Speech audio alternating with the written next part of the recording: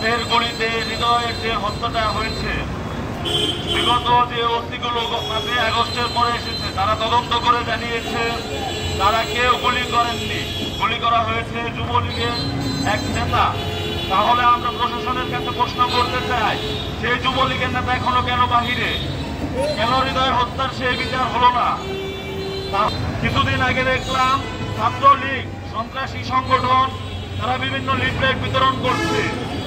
Police কি করছে? আওয়ামী লীগের সকল সংগঠনের সকল নেতাকর্মীর নামে মামলা হয়েছে, কারণ তারা সকলেই সন্ত্রাসী সংগঠন।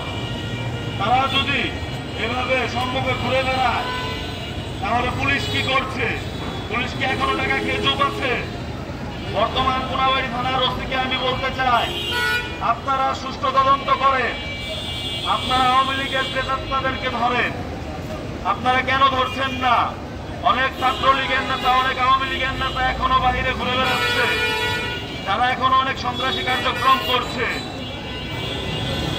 আমরা 10 নং ওয়ার্ডে দেখলাম সেদিন ছাত্রলীগের নেতা কর্মীরা রাতের আধারে লিফলেট বিতরণ করছে শেখ হাসিনার পক্ষে,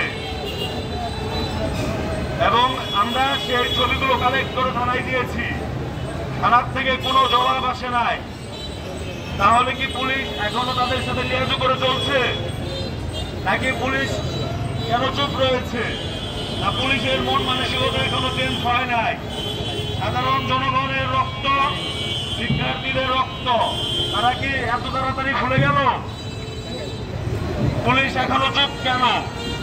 আমরা কোনাবাড়ি থানাকে বলতে চাই, আগামী 7 দিনের যে আলটিমেটাম দেওয়া হয়েছে তার মধ্যে হৃদয়ের লাশ যদি তার পরিবারকে হস্তান্তর করা না হয় তাহলে আমরা শাহবাগ থেকে হাইকোর্টের অভিমুখে যাত্রা করব। এবং সেই সাথে 5 আগস্ট, গত 5 আগস্ট যে ওসি ছিল তাকে গ্রেপ্তারের আশা করব। আমরা তাকে গ্রেপ্তার করে তার বিচারের আওতায় আনা হোক, তাকে বিচারের আওতায় আনা হোক। আর আওয়ামী লীগের যারা ছিল কিংবা এখনো বর্তমানে বাইরে ঘুরে বেড়াচ্ছে তাদেরকে অতি দ্রুত আইনের আওতায় আনা হোক। এই বলে আমি আমার বক্তব্য শেষ করছি।